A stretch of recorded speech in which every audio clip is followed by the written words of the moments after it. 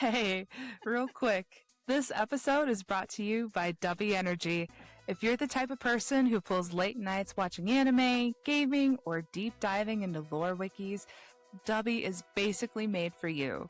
It's a powdered energy drink, zero sugar, no crash, no jitters, just clean focus in whatever flavor you're into. And trust me, the flavors are anything but boring. Think Japanese yuzu, s'mores, tropical punches. They've got some wild ones. One scoop, some cold water, and you're locked in. Check them out at w.gg and use our code CGR26 to get a 10% discount. Okay, back to the show. And welcome back to another episode of Chaotic Good Radio. I'm one of your hosts, Kate. And I'm your co-host, Nate. And today, we want you to hang up your broomsticks, set that cauldron to simmer, because we're diving into all things witchy. Ooh. Yay. So, man. Kate, I guess the big question we should start with today is, do you believe in magic? Do you believe in magic? Oh, man. Yeah. Yeah. There's a lot of people out here that would agree with you. I mean, the world's full of unexplainable things even to this day. A lot has been explained with science, but there's still a ton of mysteries out there. Maybe magic has the answers. What do you think? I think it all depends on your belief system, truthfully. Because, there's a lot of different aspects of spiritualism and the spiritual realm. Some people would say it's, God, if they believe in a specific religion. Some people would call it karma if they're of a different belief system. Yeah. Some people call it quantum physics, I have a tendency to believe in the universe and a little bit of science and a little bit of magic, because some things are truly unexplainable as we know it right now. Right. So here's another question then, I guess, for you. Some people say that extremely advanced technology can appear like magic to someone who has no idea how any of it works. What are your thoughts on that? Well, sure, because if you look at the invention of the radio or TV, some people believe that was complete magic without having an understanding of science or how it worked. And even the wheel was probably magic when it was created. How he make roll so easy. Yeah, magic is how we frame the unexplainable. Yeah, I think you've hit the nail on the head on that one. So growing up then, what was witchcraft to you? Did it mean something like just, it's a spooky, fun Halloween thing, or is it like a pop culture thing? Or was it something maybe a little bit deeper? Growing up, I think initially it was just, something you dressed up as for Halloween, and, women on TV that I would see that you wrinkle your nose 3 times and something magical happens. But as I can't either. But as I got older and I learned a little bit more, and especially about the Salem Witch Trials, I realized that it was oftentimes like botany and understanding herbalism and plants and how those things worked. And women's intuition, truly, is what I came to understand it as I got older. And then as my belief system changed as an adult, I've come to a very different understanding of witchcraft as a whole. Would you care to elaborate on that for us? I think in layman's terms, it would just be kind of like a karmic belief. Like what you put out into the universe is going to come back to you. Okay. And having those core tenets of right and wrong, and believing that with a little bit of salt with a little bit of candles and fire using some of those elemental objects, Sure. fire, earth, water, air, all of that, you can create something extraordinary. See, and there's so many different, like, sects of witchcraft Oh, that I've yeah. come to learn about, and so, like, making bread, that would be a kitchen witch. Okay, okay, okay. I've heard that term before, but I wasn't quite sure what that meant. I've heard quite a few random things that I just, personally, I don't have a lot of experience with, so I just don't understand fully. So we're kinda leaning on your understanding a little bit on this one. Sure, and I'm a novice at best. I don't understand it all. I don't claim to ever. But I feel like a lot of it comes down to intention with your actions and what you're doing. So, like, Okay. That sounds a lot like, manifesting. exactly, exactly, and that's kinda what I was referring to when you're talking about different spiritual beliefs and belief systems is Mhm. spiritualism would call it manifesting, witchcraft calls it casting spells, Yep, you know? and, other religions would call it prayer, for example. Exactly, exactly.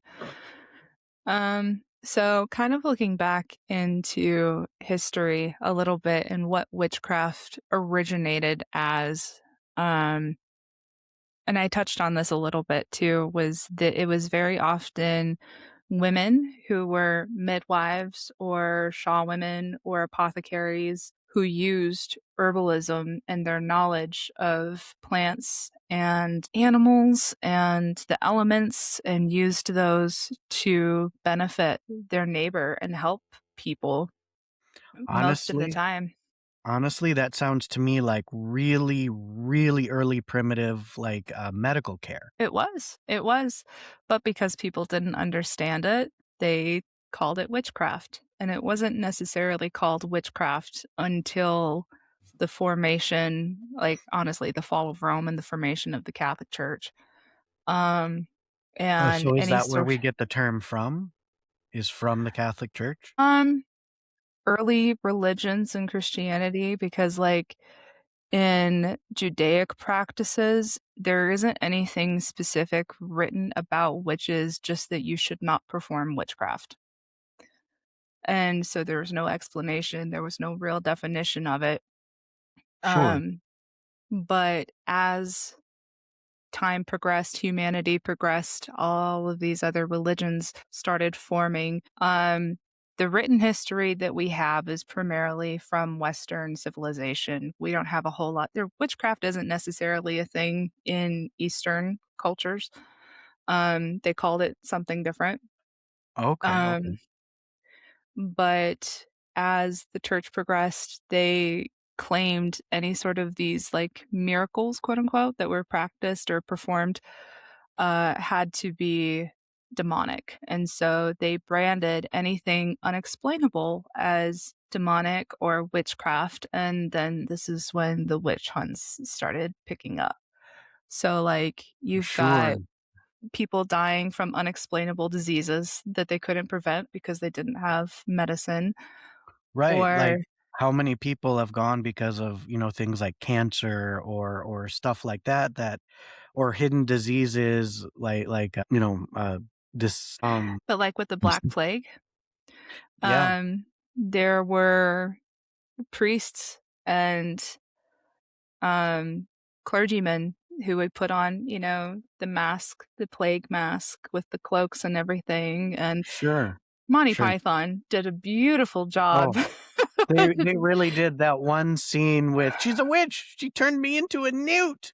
I got better." Bring out your dead. Oh, that was great. "I'm not dead yet." "Oh, no, he will be by Monday."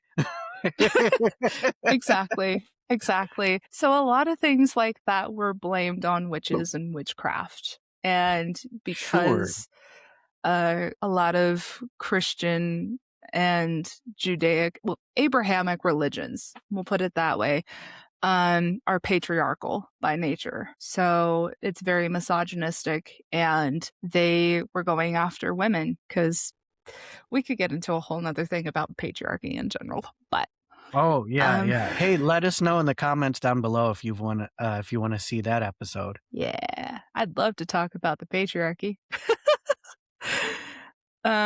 So we have the Black Plague, which was late 1300s, early 1400s, and then in 1486, the Malleus Maleficarum was published, which is translated to the Hammer of Witches. Sure, isn't Um, that, what, the church used to, identify and hunt down women and, label them as witches? mhm. It was basically the witch hunter's handbook. And it was condemned by top inquisitors from Cologne because it was a German manuscript. Sure. Um, and it had very questionable methods at best. Uh, but despite that, it became a bestseller with 29 different editions printed between 1487 and 1669. Oof. And it heavily utilized the printing press because that was a new thing too, Sure. to spread their views across Europe. And because back then it was typically only clergymen or priests that were allowed to learn how to read, those are the ones whose hands it fell into, essentially. And so it was a very religiously driven movement. And therefore, because of a lack of education of the general public, they see something that goes wrong that they cannot explain. They go and call their priest and they're like, Mhm. "Hey, this thing happened. My cow is sick and I can't explain why. A witch cursed it." You know? Sure. Um, When in reality, he just ate some poison ivy or something, and now he's just sick, and he gotta flush his system, but, yeah, they wouldn't know that back then yeah. at times, depending on where you were. Yeah, absolutely. And to be totally fair, I mean, a lot of the lore and recorded history about this stuff was primarily occurring in Germany at the time. Okay. But it did eventually spread like all across Europe and eventually into the UK. And this Sure. is um, probably later in the the 17th century. Sorry. Um, You're good. That's a long time ago. yeah. I Well, can't it's like keep, my schedule from last week straight, so you're good. it's like I got to remember it was the 1600s, but the 17th century. You Right. kind of have to differentiate between the two. And then that led into the most infamous one that, at least in America, that we know about, were the Salem Witch Trials, which occurred in Yes. 1692. It did drift over into 1693 as well. And based on, previous knowledge and a little bit that I read, there were some unexplainable deaths that were happening, probably because of disease. And it actually started with three teenage girls accusing an older woman of having a deal with the devil and performing witchcraft on a sick person. And this woman was a midwife and an apothecary, and she was practicing herbalism. She was giving Yeah. people medicine. Or But yep, or because early doctor. well, they had a physician who was designated by the church, but because a lot of those older practices had been outlawed out of practice for years, they considered it different and a sin and witchcraft. So um, it started with that and it turned into a frenzy. And Salem wasn't a very large town to begin with, but it ended up being over 200 people being accused of witchcraft, including men. It wasn't just women, but there were men that were accused of witchcraft too. And they were That using any sort of excuse in the book, everything from birthmarks to birthmarks. having some sort of unexplainable symptom of a disease. Um, After the trials were completed, 30 people were found guilty of witchcraft. 19 of them were executed by hanging. Oof. And yeah. So there was some burning at the stake, but the majority of the executions did occur by hanging. And what I found to be the most interesting was just the prejudices and how quickly people were able to point the finger at their neighbor, you You know? know, that does seem to be an issue in small towns and in rural areas specifically. Even to this day, that kind of thing persists. One rumor or one petty act turns into a big thing, and it can snowball really fast. Yeah, So yeah, it's no wonder that that spread like wildfire, yeah, pun not necessarily intended. yeah. I mean, these are the people that are supposed to have your back, Right, and right. These are your friends and family members, your neighbors, your coworkers. these were the women that were delivering the babies. These were the women that were helping other women through pregnancy, birth, postpartum, all of the things that had to do with women's health and reproductive health. And then on top of that, they had so much knowledge. And I think that's the part that's the Sure, saddest is they had so much knowledge that had gone to waste because of stupid people doing stupid things. sure. Oh, I don't understand this. It must be evil. Yeah, It it's that seems like a theme throughout the entirety of human history is if you don't understand it, it must be bad. xenophobia, essentially. Yeah, yeah. It's unfamiliar, therefore it must be wrong. Mhm. Um, I was just gonna ask, so then, we've seen kinda who, is being accused there. Um, so after all of this, does it really after learning all of this, does it change how you view the word witch or historically what a witch was? um, because I had learned a lot of this earlier on, when I did learn it, it did change how I saw the word witch and how it was being used. Because in my mind, witches were the women who were dancing around a bonfire in the middle of the woods under a full moon, Mhm. dancing naked and praying to Satan and committing crimes and hexing and cursing people to they were just midwives. They were just Yeah. shaman apothecaries. They were And just out here serving the betterment of the public good. yeah, and honestly, kinda made me wanna become a witch a little bit more, and the whole idea of dancing around a bonfire naked under a full moon sounds kind of entertaining. Maybe not naked.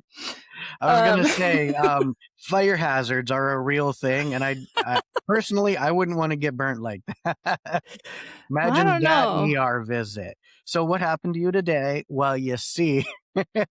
It's a full moon in Scorpio, and Mars is also in retrograde, so keep that in mind before I say this next bit. yeah, Yep. forgive me. Mercury was in the microwave again. Yes, Mercury's in the microwave. I like that. How did some of this, uh, movements and propaganda kinda, either get started or how do you know, like, how it kinda got quelled after a little while? I think with the Industrial Revolution and the changing of like shifting into the 20th century is Mhm. when a lot of perspectives started to change because witchcraft wasn't necessarily talked about or seen as a cause for something anymore, especially with the evolution of modern medicine. Sure. Um, When we started using plants in a pharmaceutical setting to create medications early on, people were like, "Wait a minute, they were kinda onto something, weren't they?" gotta love that coca plant. Um, That was in everything from cough syrup to, just your regular pop. I mean, it was in everything in between. Anything that you would use for medical or you'd consume seemed like had some form of either like a cannabis infusion, cocaine infusion, or for a little while in the Old West, you can find a lot of medication bottles, like cough syrup bottles, listing as heroin as one of the major ingredients. These guys mhm, were flying high all the time. mhm, mhm. I I couldn't mean, imagine. other necessity drove invention, Yeah. essentially. Not that we necessarily needed heroin and cocaine in our medicine. It did. Opiates have their place. They do, and that is how we learned what that place is as a society, Mhm. but it is crazy to think that that's how we figured out when is and is not okay to use these things. Mhm. And reflecting back on some of the more indigenous practices, and not necessarily in the Americas either, but the Romani, Mhm. that were called gypsies, which I learned in recent years is actually a derogatory term. So I try not to use that anymore. Um, Yeah, good call. but a lot of their practices that they use to keep their clans, their people alive, Mm. also was branded as witchcraft and Yeah, we evil. can see, a pop culture reference to that in, Hunchback of Notre Dame. Oh, Esmeralda. Esmeralda, Oh, yes. I she's always thought she was honestly, the coolest character when I was growing up. I was like, yeah, "That person's awesome!" Like, yeah, what did she do? She's just being a really cool person. yeah. Well, and it goes to show that the Disney version, albeit completely different from the novel, but Right. they tried to do a little bit of justice in proper representation. Mhm. Not saying they got it correct, but they tried a They little bit. tried. Um, but backtracking to like the Industrial Revolution and everything, I was thinking of traveling salesmen selling snake Oh. oils. Yep, And yep. so I had the whole caravan picture going on in my head, and where that all came from was nomadic Romani tribes, clans. Okay. Um, and they utilized that to kind of promote, the more modern medicinal practices that were unavailable to people who were living in rural areas. Sure. Um, Yeah, so travel was real tough before cars, and this is a big country. and they didn't know how big. They had no idea. Mhm. Manifest Destiny, boy, what an impact that had, both You're not positive and wrong. negative. Yeah. Um, but getting back into the whole witchcraft thing, we gotta talk about Gardenerian Wicca. Okay. Um, so Gerald Gardner was this fellow from England who is seen as the father of Gardenerian Wicca. He was an English civil servant, which in my Okay. head is akin to like a lawyer, and an occultist who pioneered the modern neo pagan religion of Wicca in the 40s and 50s. By promoting a ritual based, nature focused faith, allegedly inherited from ancient times, Gardner popularized witchcraft, making him a central figure in the resurgence of pagan spirituality. Okay, okay. Yeah. Um, does anybody know where he got his information from? A lot of it from his travels Okay. around the world, and from other outside sources. And there's a lot of Celtic paganism that was still like it was kind of underground at the time because of the Church of England, Sure. but there were still people practicing it. And so he kind of learned some of that from them and then went on to kind of create his own thing.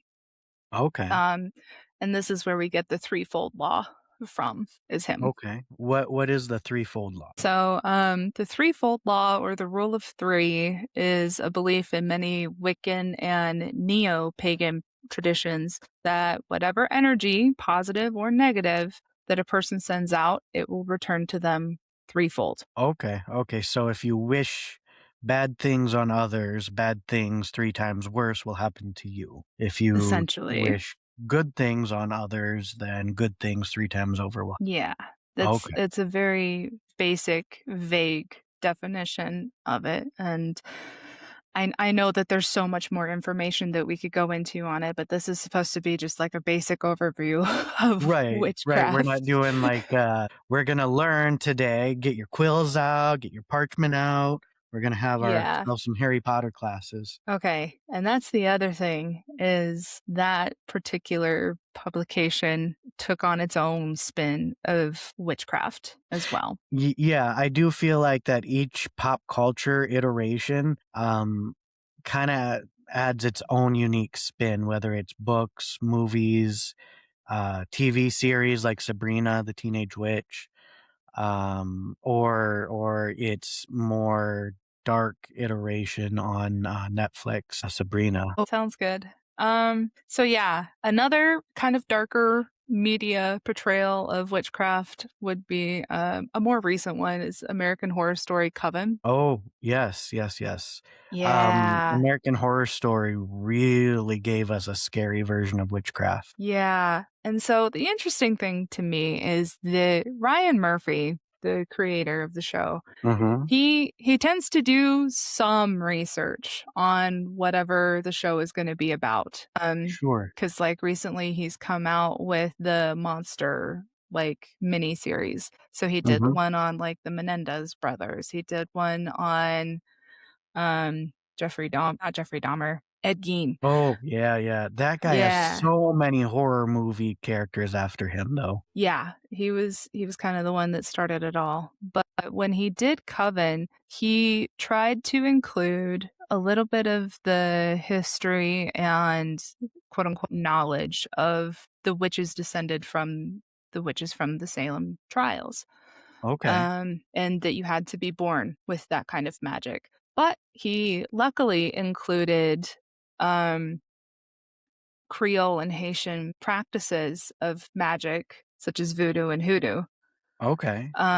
He did get some of it right, most of it not. I He mean, that include seems to be the theme for most pop culture is Yeah, they get the generalized vibe or like the surface theme, that they perceive, and then they just run with it themselves, just trying to yeah, figure out, "Okay, how can I make this spooky?" yeah. So he included a character for Marie Laveau and Madame Lalaurie, who oh my gosh, we could get into a whole thing about her too.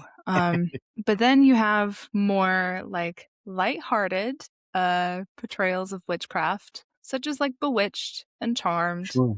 And my personal favorite, Practical Magic, which Okay. it's having a sequel come out in September, so I'm stoked for that. And then you've got some pretty notorious figures in other realms of media, such as Stevie Nicks.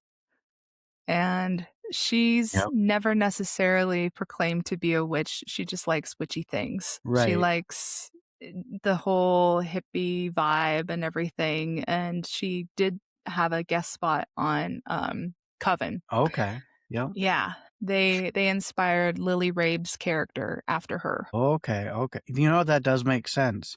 I've been a Stevie Nicks fan, I swear, my whole life. I mean, some of her songs are fantastic. Yeah, she's a Mm. brilliant songwriter. Mhm. And it kind of reminds me, there's this astrologer that I follow on TikTok who does like an analysis of someone's whole birth chart, and she did Stevie Nicks. And there's supposed to be like an astrological placement that can indicate whether or not someone is a witch or not. Okay, And one of them is being born at night. And I think she did Stevie Nicks's chart, and she's got a lot of Gemini placements, which can be an indicator for witchcraft. But she was also okay. born at night, and so she was like, "Yeah, there is no possibility that this woman was ever not going to get into witchcraft based on her birth chart." Sure, sure. But that kind of segues into the goth alternative movement that was really starting to pick up. I'm going to say as early as the late 60s and 70s because it kind of coincided with third wave feminism and the Sure. civil rights movement, and people, specifically women, speaking out for themselves and Mhm. expressing themselves more and being like, this they were taking this term of being a witch and turning it into a term of feminism and female empowerment. Okay, okay. And then Wow. okay.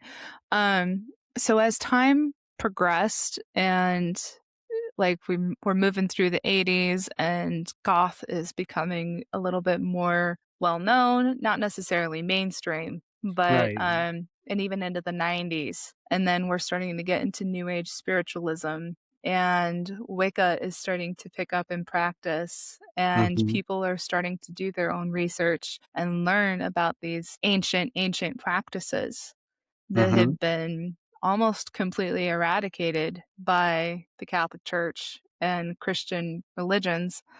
It brought on a different age of enlightenment, I think. Okay. It Can you was elaborate on that? Like enlightenment as in like a reclaiming of history perhaps, or maybe, yeah, I'm a not little sure. bit. I think it was giving women a different voice that they could use to, set themselves up, become more independent, become their Sure. own person, less patriarchal and leaning more into matriarchal society, not societies, but practices. Yeah, yeah, Um, like within the household and such. yeah, yeah. And so that kind of led into New Age spiritualism, and it led into more holistic practices because Mhm. people were starting to seek out answers and not necessarily from Western medicine. And that could totally tie in with the opioid epidemic that was being, Yeah, it really started in the 90s, but it really picked up speed in like the early early 2000s and is 2000s. still kind of going on today too. Yep, Um, the creation of the drug, Oxycontin, and how it was advertised as a non-addictive alternative, to opioids when it was itself an opioid, and was in fact very addictive, I think had a lot to do with, the the length of time that the opioid epidemic has been going on. yeah. And I But think that's for there's, another day. yeah, yeah. But people were turning more towards natural medicine. Sure. Um, And I think that's a good thing. I think using the world around you and using what is already gifted by the planet is, something that we need to be practicing more. Unfortunately, it's being commodified and capitalized on recently, like in the last 10 years or so. But it's definitely opened a lot of doors for people to experience different spiritual practices and specifically witchcraft. Okay, and that kinda makes me think that there's a section of people on TikTok that, promote more of the holistic, side of living. Is Mhm. there like a witch talk, and, what kind of practices do if there is, what kind of practices do they, promote? There absolutely is a witch talk, and it's been growing with popularity since the app started, honestly. Okay. Um, You're right. there's the side of witch talk that is very strict about the practices and about how people get involved with it. And then there's the side that is capitalizing on it and mostly doing product promotion Sure, through. like those, holistic books or stuff like that that you see advertised everywhere. I mean, some of them are good. Some of them are based in research and reality and actual ancient practices, but then there's others Okay. where people are just making things up, labeling it as, a witch's guide to witchcraft or whatever without actually having done the research and knowing what they're talking about. Alright. But that has to be approached with a level of discernment that I feel like a lot of people need to approach everything with nowadays. I mean, Um, yeah, that can be true with any type of products. There's gonna be good versions of products, and there's gonna be horrible knockoffs that are just there for someone to make a cheap buck off of, so yeah, yeah, you got to be really careful. And it kind of reminds me of a TikTok I saw the other day that was like, go to the Etsy witch. Go to the Etsy witch if you want to get a career or your health back or your boyfriend back or, whatever. They're not saying they're going to cure cancer or anything like that, but they are saying that if you want a little oomph to help with whatever it is you're trying to achieve, go to the Etsy witch. And oftentimes, those are witches who have been in practice for years and have done the research, have either, depending on what branch of witchcraft they practice, some of them have to go through different rites and ceremonies, similar to like Gardenerian Wicca. And then Okay. there's others that are just solitary self-study witches that have learned through reading multitudes of books, and some of them have joined covens. And something that I think is so interesting is that because of the climate that I live in currently, there's a surprising amount of covens that are here in Utah. Really? In Utah? Yeah. Isn't Utah Yeah. the Mormon capital? Yeah. Yeah, essentially. But I think over the last 40 years or so, as more people from other places around the world have been moving here for one reason or another, there have been more and more people that have either defaulted from the church or have always been practicing this way. But yeah, there's a lot of self-proclaimed witches and covens just in northern Utah in general. That really So surprises me, to be honest, with yeah, that environment out there. it surprised me too, because like where I was in Virginia, there was a few, but they were far and few between. And I'm sure there were probably more closer to Nova or the coast or whatever. But Sure. then I move out here and it's like there's 6 of them within driving distance of me. Wow, that's Yeah. crazy. Yeah. And there aren't necessarily any sort of rites or rituals that you have to go through. They actually had their Beltane festival last week. What is a belting festival? Because to me, that sounds like, you'd run around like, "Belting it from the rooftops!" No, not belting, Beltane. Beltane. Okay, okay. Mayday. It's what? Mayday. May Day. I do remember growing up celebrating May Day. My mom would always have us make May baskets, and then we Cute. would put like a May basket on all of our neighbors' doorsteps to kind of like celebrate and welcome in the spring. Just like we're gonna be friendly, we're gonna be happy. Build community thing. You realize those are pagan practices. I did not know. I did not Yeah. know that. Yep, the maypole and all of that, everything associated with May Day, Easter, a lot of our major holidays are based on pagan practices and the pagan calendars. I do know that I did find out about how Christian Christmas was moved from August to December to kind of help squash some of those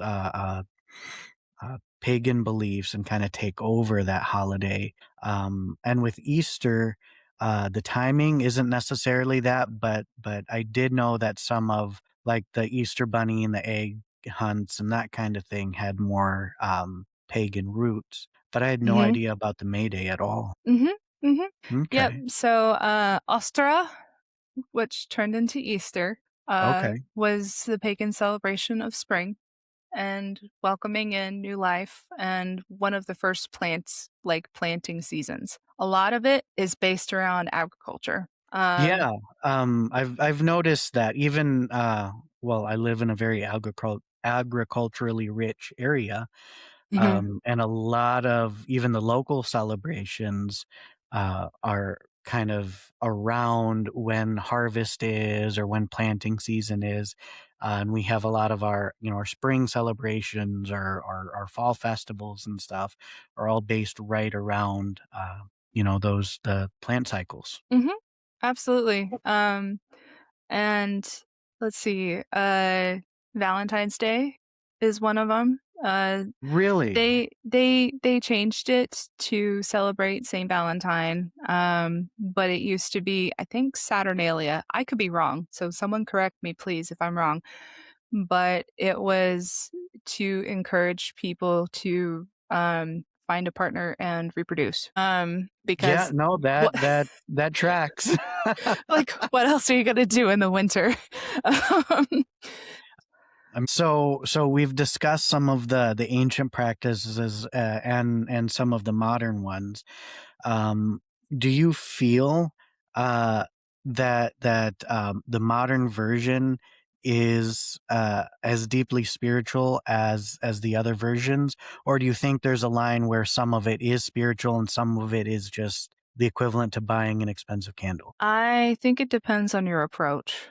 Um, Okay, I think for someone who is very new to witchcraft and is seeking out a way to either have a little more control of their life and what happens to them, or someone who is seeking out answers for the unexplainable, okay, someone who is trying to process a lot of deep, heavy emotions. That could be a reason why.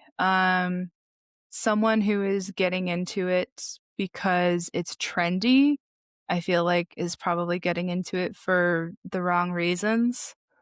Um, and sure. I personally wouldn't spend more than like $7 on a candle.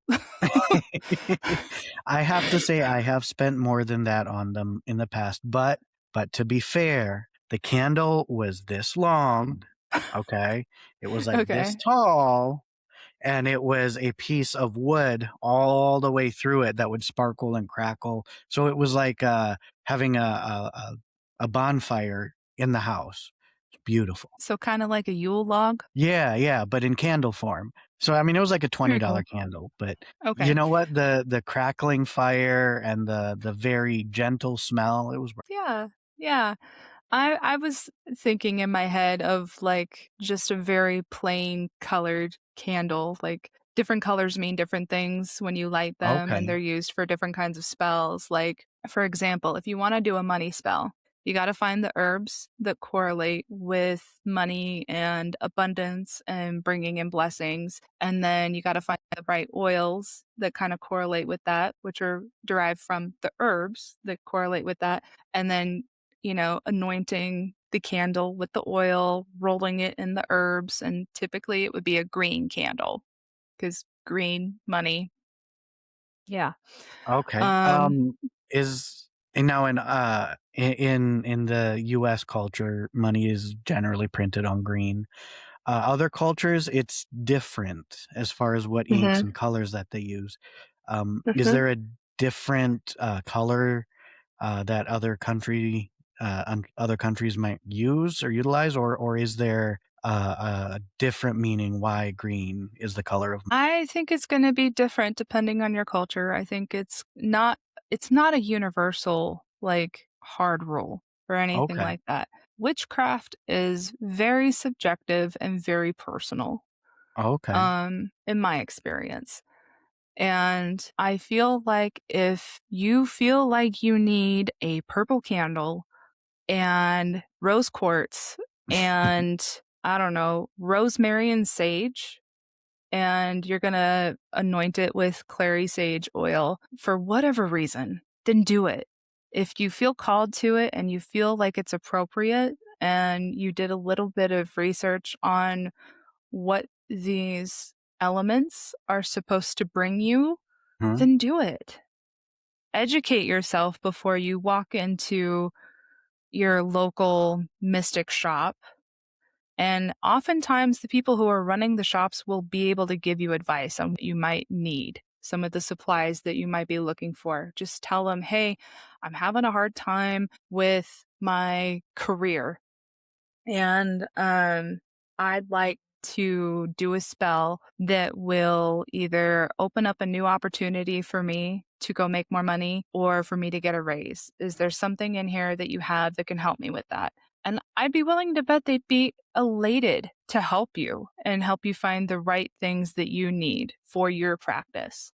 okay, So I feel like that's a big difference between older witchcraft and modern witchcraft is how subjective it is. alright. Um, so then, today, what would the modern witch, look like, essentially? Anybody. I mean, Anybody. there So really there's no isn't. set look for like, "Ooh, yeah, I know what they do," kind of thing. No, Gary in Okay. the next cubicle could be a Wiccan, and we would have absolutely no idea. Okay. Well, that's good to know. Knowing that a lot of those stereotypes that have been floated out there are definitely way off base. Um, and Don't get and me you, wrong, but there's been kind of a movement or a shift that I've been seeing on social media recently of people starting to express themselves more in the Stevie Nicks witchy look nowadays. uh, With the okay, shawls, the dresses, and the boots, and okay. then there's I have to still say the that those looks have been getting more and more popular regardless. Mhm, I know in my area, a lot of people are starting to wear the shawls or like the crocheted ones. So they're light, mhm, but it's a look, and then they can go out, in warm weather with it and not overheat. Um, mhm, Stuff like that in just all over the country. I'm seeing a huge resurgence of. mhm. Me too, me too. Um, So, yeah. and we did touch about a little bit of the problems that, people are, you know, uh, capitalizing, commodifying, this practice. Um, is there any type of a market or a niche within this, that is more affected or less affected than the rest? What do you mean by affected? Like the sales of like crystals, like there's certain, we'll say, celebrities that come to mind that are promoting crystals that are very expensive on their personal websites. Um, we talked about, those books, those herbalism books and witchy spells, Mhm. or you can even see it in like a Spencer's Gifts, for example. They have these very commercialized Mhm. sets and stuff. Um, like Mhm. there's tarot, there's all kinds of different sections. Is there anywhere that's kind of mostly been free from it, or is there a section of this that's been affected worse than the rest? Mm, I think it's all been affected in one way or another. I think it depends on how deep you're going into it because if you're doing just like a surface level kind of practice and you're not really aware of where the practice comes from or why it's practiced, Mm-hmm. then that could probably do more harm than good. I feel like if you're approaching it with the necessary level of dignity and respect, then you're probably in the clear for that. Okay. I always like to say that know where your things are coming from. So, ethically sourced, hopefully organically sourced, because like with sage sticks, Mm-hmm. um, there for a long time was one, not a lot of knowledge, but also not a lot of awareness that certain sage plants are sacred to certain indigenous tribes, especially in the Southwest. And Okay. people were buying these sage sticks made from, I think it's white sage or blue. I can't remember which one. I try to avoid buying unethically sourced products in Sure. general. Um, and I feel like people who are just barely dipping their toes into practice and don't know those kinds of things definitely need to seek out that information first because you don't want to practice something that could be harmful to someone else. I think that's really good advice just in general, is to make sure wherever you're buying your products from, clothing, groceries, whatever it is, to make Yeah. sure that it's, being ethically created or grown or used, just, it's not hurting people doing it. I Yeah. feel like that is just part of trying to be a good person, which, let's be honest, that is hard to do all of that research in this day, considering the amount of brands, small and large, and even being able to figure out which brands own all of the smaller ones. It does get real complicated. Yeah, I would say avoid any sort of fast fashion website that's selling stuff for really cheap, like Temu. Don't buy your witchy Hmm. supplies from Temu. That's just kind of a given. Honestly, if you have those questions and you're seeking out answers, go to your local mystic shop or spiritualism shop. Ask the people who are working there what they would recommend. If they don't have very good answers and you're looking for stuff online, I would look for sources that have been in practice for a while, not something that's cropped up in the last 2-3 years, unless, they just recently made a website and they've been practicing for 30 years. Sure, sure, Um, sure. and see where they get their sources from. Make sure that it's ethically, organically sourced. Um, and see what kind of people they are affiliating themselves with. And so, like, there's a mystic shop down in Salt Lake that hosts astrology readings, tarot readings, all sorts of different spiritualism trainings and educational workshops. And Okay, I know for a fact that they're going to be pulling in responsible, educated witches and spiritual practitioners for sure. their workshops. So if you're looking for something to educate yourself on, if you're starting out brand new in witchcraft, those are some of the places that I would recommend to go find. And if you're looking into a different branch of witchcraft, I know that there's hundreds and hundreds of books out there on it.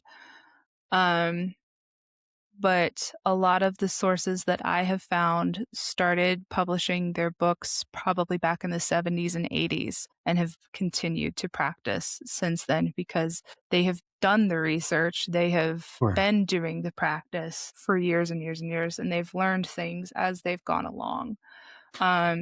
Like, just for an example, one of the most renowned books on tarot is 78 Degrees of Wisdom, and Okay. I purchased it recently, and it goes through card by card the meaning behind each one, how that meaning came to be, where that meaning was like sourced from. And I didn't like I just barely started reading it, but I didn't realize how much of the major arcana and some of the writings were based on Hebrew and Really? Judaic writings. I never would have guessed that ever. Me either. Me either. Um, yeah. So then is it safe to say that it's like a melting pot of different cultures kind of coming together, or do you think there's some cultural appropriation issues in there, or maybe a little bit of both? I think it'd be safe to say that there's a little bit of both.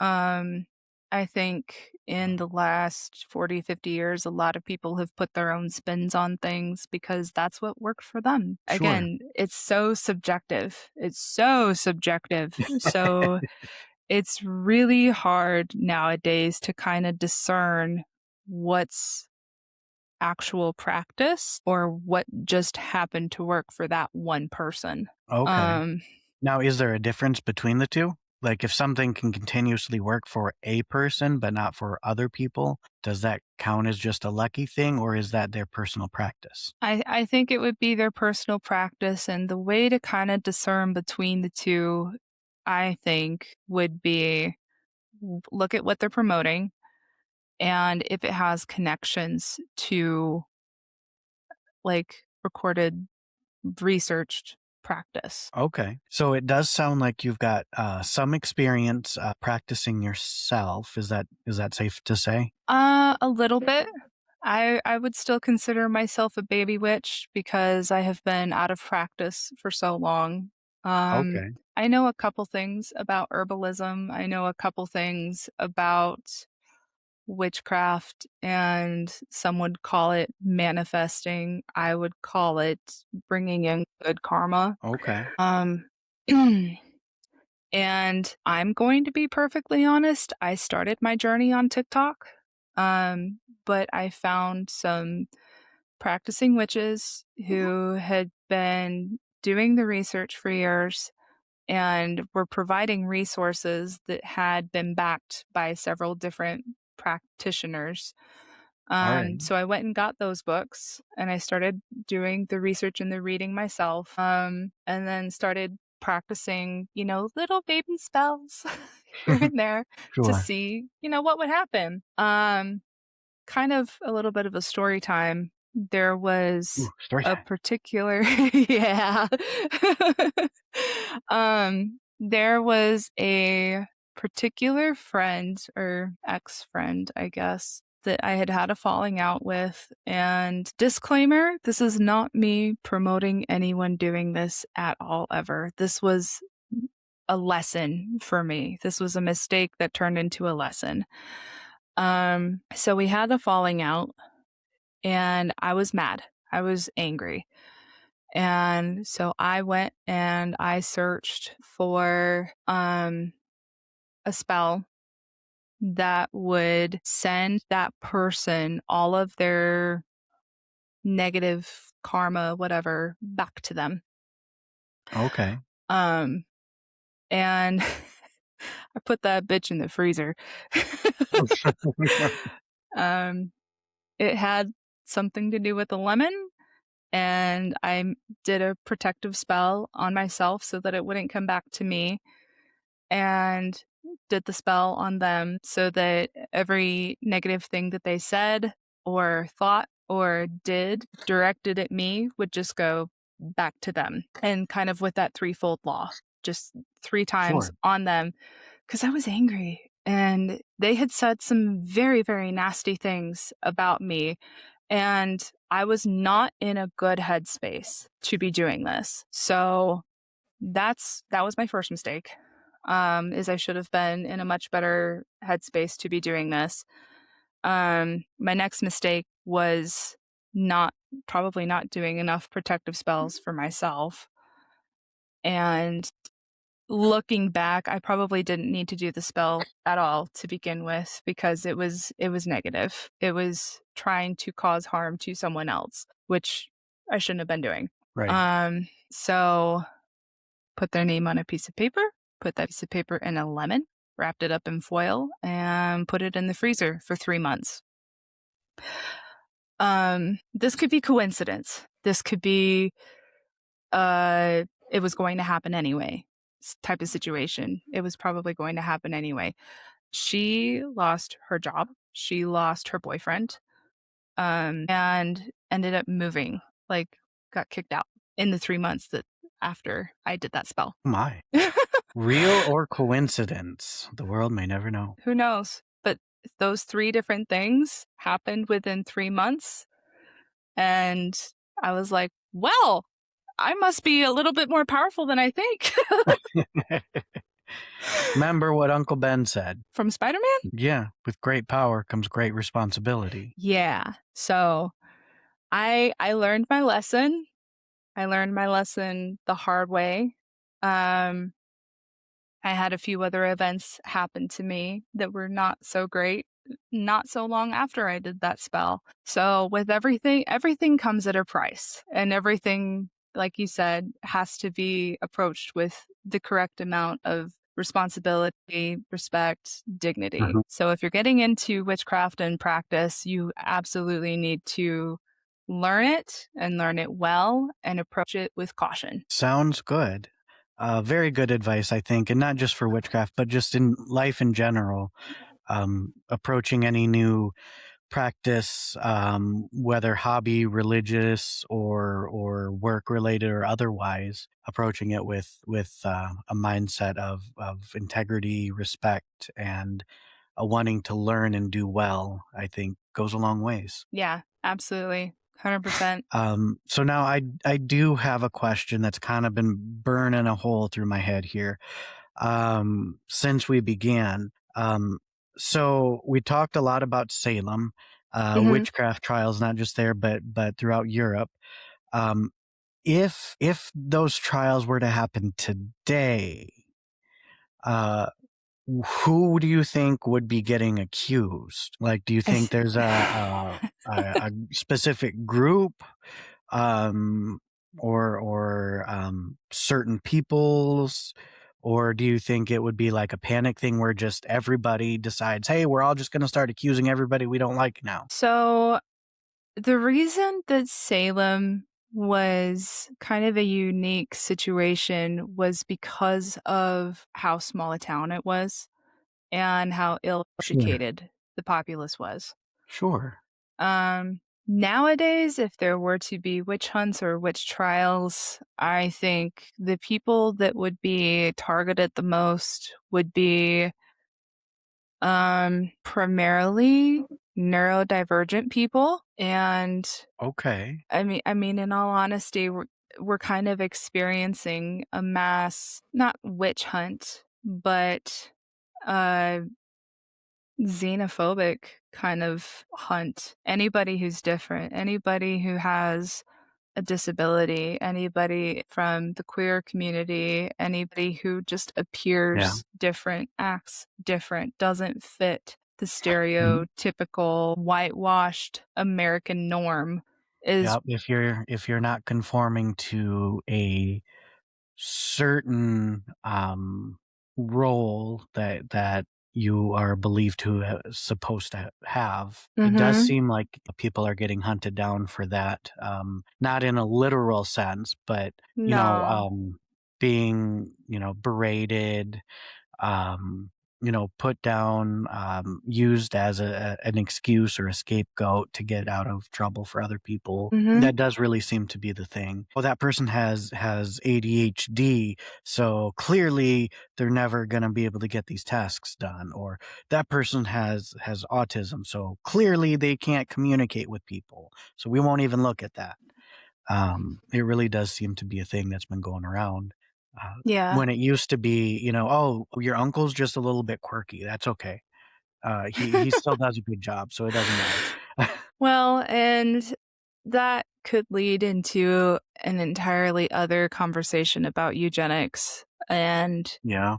if we're looking at people with mental handicaps or even physical disabilities, it never really stopped. The witch hunts never really stopped. They just changed a name and changed how they were approached. Okay, so you're saying just the terms and the targets kinda changed a little bit. I don't think the targets ever really changed. I just think they changed what they called it. Okay. So you still feel like a lot of, independent or outspoken women are still very, very much on the chopping block. Mhm. Um, People with disabilities that can somehow put together, fantastically run businesses, or do well in big companies seem to be under fire lately. So I can see that. Yeah. Yeah. The witch hunts are still happening, but we shall persevere. Well, that went from a really fun episode to a really heavy one. I'm sorry. No, it's okay. We're gonna be all over the place. It's in the name. Yeah. And I feel like this shouldn't necessarily be like ending on a depressing note of, oh, well, what's the point? They're going to be hunting us down anyway. It should be ending with, look at how resilient we are because we still are Exactly. here. We still Exactly. exist. We still have a voice that deserves to be heard. Like the The shirts that I've bully been can bully, seeing. but that doesn't mean they'll always win. Exactly. Well, like there's a t-shirt that I really want to get on TikTok. It says, "We are the granddaughters of the witches they couldn't burn." And I feel like that speaks volumes to female empowerment. And Sure. honestly, anybody who's a little bit different should deserve to feel empowered because differences are what make us stronger. Absolutely. I really do believe in that as well. Every person has a unique set of talents, skills, interests, as well as faults. That's part of what makes us all human. And being Mhm. able to acknowledge that and embrace those differences so that we can, help each other and build together. I think that's the whole point of community in the first place. Yeah, absolutely. We need everyone from all walks of life to keep this rock turning. Mhm. Oh, 100%. You got it exactly. We all need each other, whether we realize it or not. Alrighty, Nate. Well, that was fun That discussing was though. one of my It's always pastimes with you. Yeah, it's always good to learn new things. I appreciate your time here. And hey, in the comments down below, let us know, um, your thoughts on all of this. Really share your stories, and let's build a community and build each other up. Let's make a coven.